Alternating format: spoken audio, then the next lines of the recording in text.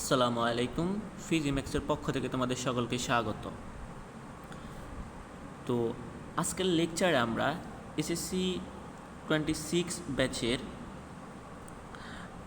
বিজ্ঞান বিভাগের রসায়ন বিষয়ের যে পঞ্চম ও ষষ্ঠ অধ্যায় রয়েছে ওইখান থেকে সবচেয়ে গুরুত্বপূর্ণ প্রশ্নগুলো আজকের লেকচারে আমরা কভার করব। যে প্রশ্নগুলো তোমরা পরীক্ষার আগে পড়ে গেলে ইনশাল্লাহ আশা করা যায় তোমাদের পরীক্ষার মধ্যে কমন আসবে, কেননা এই প্রশ্নগুলোর বাহিরে ম্যাক্সিমাম শিক্ষকই কোনো প্রশ্ন করবে না। চলো আমরা পঞ্চম অধ্যায়ের সবচেয়ে গুরুত্বপূর্ণ যে সংক্ষিপ্ত প্রশ্নগুলো রয়েছে আমরা সেগুলো দেখে নিই। পঞ্চম অধ্যায় তথা তোমাদের রাসায়নিক বন্ধন অধ্যায়ের যে গুরুত্বপূর্ণ সংক্ষিপ্ত প্রশ্নগুলো রয়েছে তার মধ্যে রয়েছে যোজ্যতা ইলেকট্রন কাকে বলে। এই প্রশ্নটা খুবই গুরুত্বপূর্ণ একটি প্রশ্ন, তোমরা এটা খুবই ভালো করে দেখে যাবে।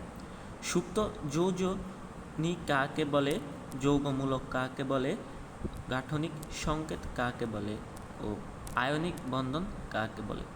এইখানে যে 5টি প্রশ্ন রয়েছে এই 5টি প্রশ্ন খুবই গুরুত্বপূর্ণ, যা তোমাদের পরীক্ষার মধ্যে আসার সম্ভাবনা অনেক বেশি।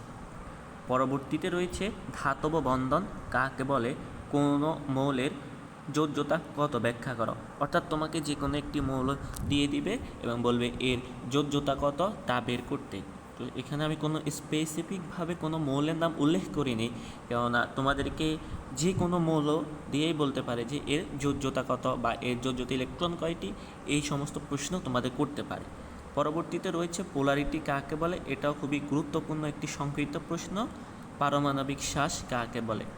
তো পঞ্চম অধ্যায়ের এই কয়েকটি গুরুত্বপূর্ণ প্রশ্ন যা পড়ে গেলে ইনশাল্লাহ তোমাদের সংক্ষিপ্ত প্রশ্ন কভার হয়ে যাবে। চলো এখন আমরা ষষ্ঠ অধ্যায়ের প্রশ্নগুলো দেখে নিই। আমাদের ষষ্ঠ অধ্যায়ের নাম মৌলের ধারণা ও রাসায়নিক গণনা। এটি খুবই ইম্পর্টেন্ট একটি অধ্যায় তোমাদের সিকিউ এবং এমসিকিউ এর জন্য, সাথে সংক্ষিপ্ত প্রশ্নের জন্য তো রয়েছেই। তো ষষ্ঠ অধ্যায়ের সংক্ষিপ্ত প্রশ্নগুলোর মধ্যে রয়েছে মৌল কাকে বলে। এটিও খুবই একটি ইম্পর্টেন্ট প্রশ্ন, তোমাদের সিকিউর মধ্যে আসার সম্ভাবনা অনেক বেশি। মৌলারিটি কাকে বলে, মোলার আয়তন কাকে বলে, সেমিমোলার ও ডেসিমোলার অর্থাৎ সেমিমোলার কাকে বলে ও ডেসিমোলার কাকে বলে, অ্যানালার কি এবং হচ্ছে যে শতকরা সংযুক্তি কি, এসটিপি এর পূর্ণরূপ কি।